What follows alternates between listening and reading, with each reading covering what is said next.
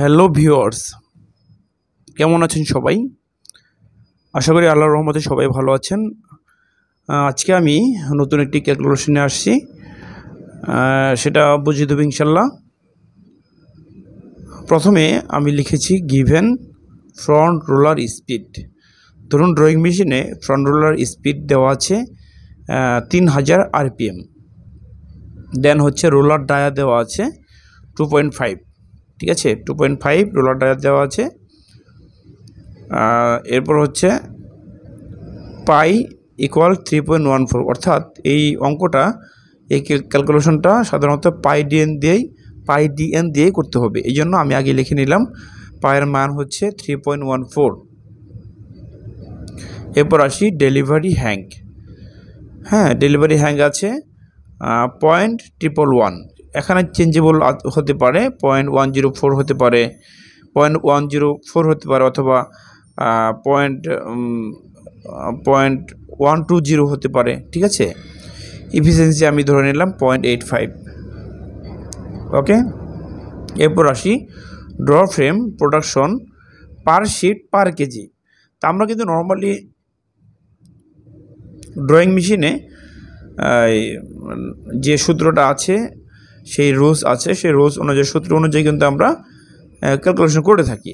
তো অনেক সময় দেখা যায় যে কোনো ইন্টারভিউ বোর্ডে গেলে কিংবা লিখিত পরীক্ষা হলে ইন্টারভিউ এই কোশ্চেনটা দিয়ে থাকে যে ফ্রন্ট রোলার স্পিড এত দেওয়া আছে, রোলার ড্রাই এত দেওয়া আছে, ডেলিভারি হ্যাং এত দেওয়া আছে, ইফিসিয়েন্সি এত আছে, draw frame production per ship per KG কত হবে। আমরা কিন্তু তখন সহজেই ঘাবড়ে যাই, আসলে কিভাবে হবে, ঠিক আছে।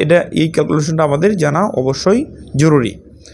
তো draw frame production per sheet per KG সমান হোয়াট। তো আমরা এরপর লিখেছি যে আমি লিখেছি we know that front roller speed equal, এটা হচ্ছে সূত্র, pi DN divided by 36 years per minute. তাহলে পায়ের মান আমরা কিন্তু পেয়ে গেছি। পায়ের মান কত আছে? 3.14, এই লিখে নিলাম। ডায়া আছে কত? ডায়া আছে হচ্ছে 2.5 আমরা আগেই দিয়েছি। 2.5 ইন্টু হচ্ছে এন হচ্ছে যে ফ্রন্ট রোলার স্পিড কত আছে? 3000 ডিভাইড বাই 36।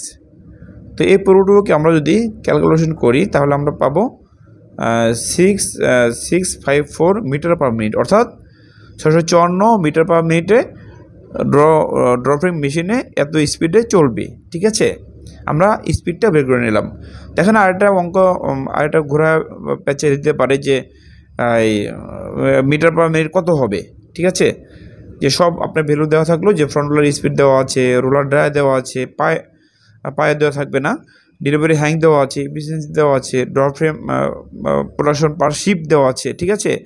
যে শিপ দেওয়া নাই কিন্তু এইটুকু দেওয়া থাকবে, এটা বাদ দিয়ে উপরটুকু দেওয়া থাকবে। বলবো যে ড্র ফ্রেমে স্পিড হোয়াট, স্পিড কত হতে পারে। তো এইভাবে করে দিবেন।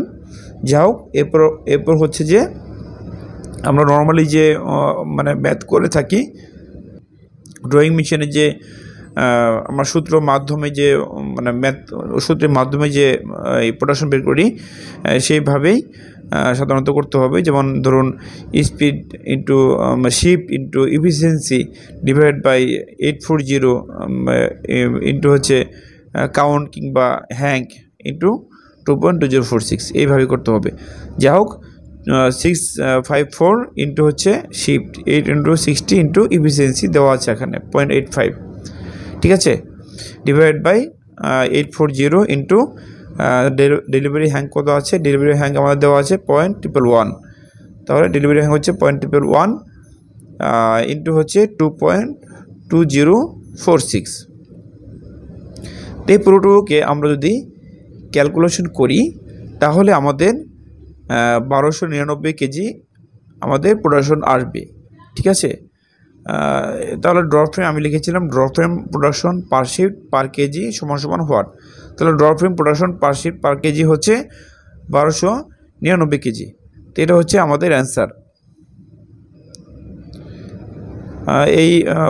এই ক্যালকুলেশনটা কিন্তু ইম্পর্ট্যান্ট। এটা আমাদের সবারই জানা উচিত। তো ওকে, আই থিঙ্ক সো বুঝতে পেরেছেন। আজকে এই পর্যন্তই, পরবর্তীতে নতুন একটি ভিডিও নিয়ে আসবো ইনশাল্লাহ। ততক্ষণ ভালো থাকবেন। আল্লাহ হাফেজ।